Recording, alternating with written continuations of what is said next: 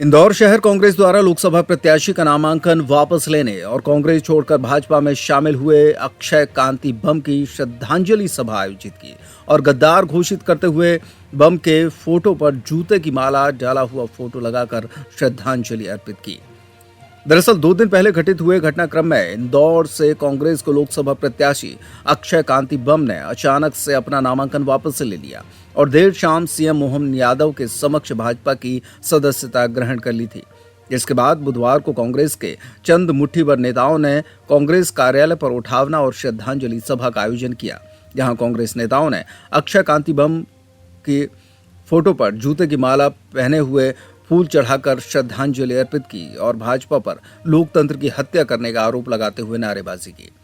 इस बारे में कार्यकारी अध्यक्ष देवेंद्र सिंह यादव ने अक्षय बम पर कई आरोप लगाए और भाजपा सरकार को जमकर घेरा।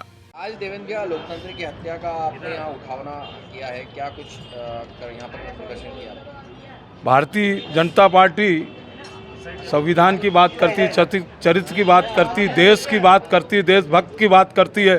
उसका चेहरा, भारतीय जनता पार्टी का चाल चरित्र और चेहरा उजागर हो गया है। किस तरीके से देश ही नहीं, इंदौर हो, सूरत हो, खजुराहो हो, किस तरीके से लोकतंत्र की हत्या की जा रही है। आज जो आरएसएस अपने आप को संस्कृति की बात करती है, क्यों चुप है? आज सुमित्रा ताई कहाँ गई? चुप है। भारतीय जनता पार्टी की जो सिद्धांतों की बात करने वाले लोग कहाँ हैं? सत्तर जी ने कहा किस तरीके से गद्दारी की। आज मैं उनको बधाई देना चाहता हूं कि उनने आज भारतीय जनता पार्टी ने जो कृतक किया है उसकी आवाज़ उन्होंने उठाई है। उन्होंने कहा किस तरीके से लोकतंत्र की हत्या की जा रही है और भारतीय जनता पार्टी ये कृतक कर रही है। आज जिस तरीके से देश को जो चुनाव लड़ना चाहते हैं उनको किस तरीके से दबाव प्रभाव डालकर बैठाया जा रहा है। देश में 140 नेताओं को, विपक्षी दल के नेताओं को नोटिस दिए गए, ईटी के नोटिस दिए गए, जेल भेजा गया।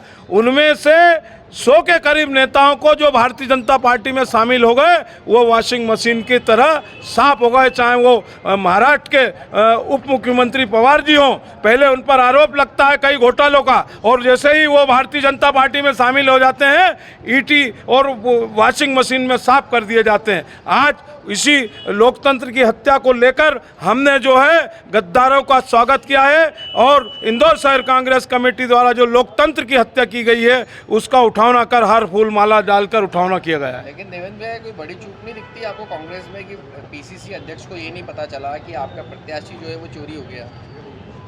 ऐसा है, किसी पे तो विश्वास करना पड़ता है। विश्वास किया पार्टी ने, विश्वास पर अगर चाहे मैं क्यों नहीं हूँ, कल मैं क्या कर रहा हूँ, सुबह क्या कर रहा हूँ, सुबह वो प्रत्याशी हमारे साथ था 5 बजे से मंडी में, और सुबह मैंने इशारा करा था, मेरी अभ्यासत थी, पूर्व में मैंने कई नेताओं को भी इशारा करा था इस चीज़ का, मगर उस पर विश्वास था। मैंने सुबह भी पूछा, मैंने ऐसी खबर चल रही कि नाम वापस ले लो, नहीं आप देवेंद्र भाई आप साथ रहो, मगर मेरा धरना था, मुझे था आवाज़।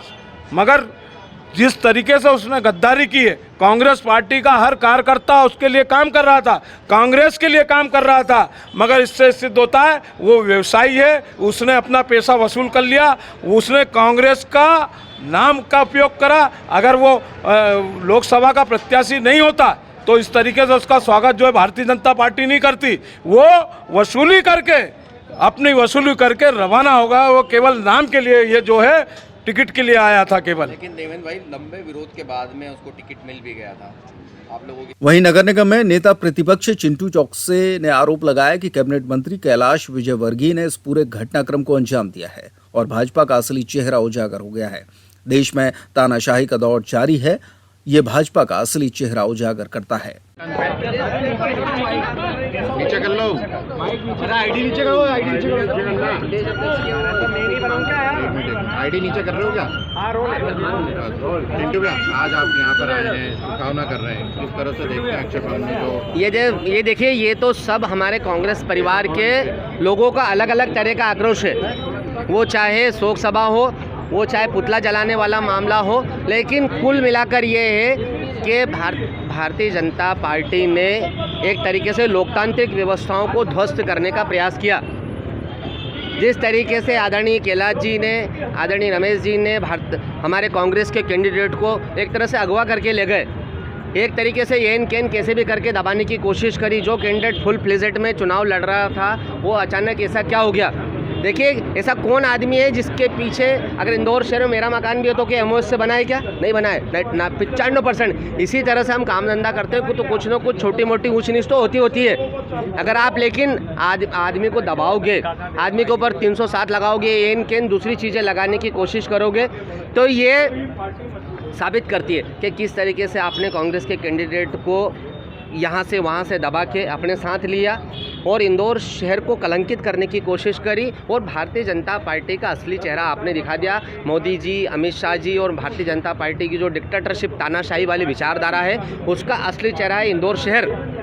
जैसा कि हमारे प्रदेश अध्यक्ष जी ने कहा कि हम आह्वान करते हैं, हम निवेदन करते हैं इंदौर शहर की जनता से कि आओ इस बार हम इस भारतीय जनता पार्टी को सबक सिखा कर रहे हैं कि जब आप को हम जिता सकते हैं और जब आप हमारे देश की अस्मिता को ख़त्म करने की कोशिश करोगे, लोकतांत्रिक व्यवस्थाओं को ख़त्म करने की कोशिश करोगे, हर चीज़ को निर्विवाद और निर्विरोध करने की कोशिश करोगे, वोट देने का अधिकार छीनने की कोशिश करोगे तो इंदौर की जनता जागरूक है, दृढ़ संकल्पित है कि जिस तरह से स्वच्छता में नंबर 1 आए, कोविड के समय भी एक दूसरे को सहयोग करने में भी नंबर 1 आए और आज जब लोकतंत्र को बचाने की बारी है, इंदौर की अस्मिता की बारी है, इंदौर के सम्मान के, इंदौर के गर्व की सम्मान की बात है, गर्व को बचाने की बात है तो इंदौर शहर की जनता, जो मैंने 2 दिन में भाव मन पड़ा है लोगों का, मान के चलेगा इंदौर इतिहास बनाएगा। वो चाहे वो नोटा पे वोट दे के हो, चाहे वो निर्दलीय प्रत्याशी को सपोर्ट करके, चाहे अपने घर में बैठ के वोट ना देकर हो, बहिष्कार करके हो, लेकिन इंदौर में इस बार इतिहास बनेगा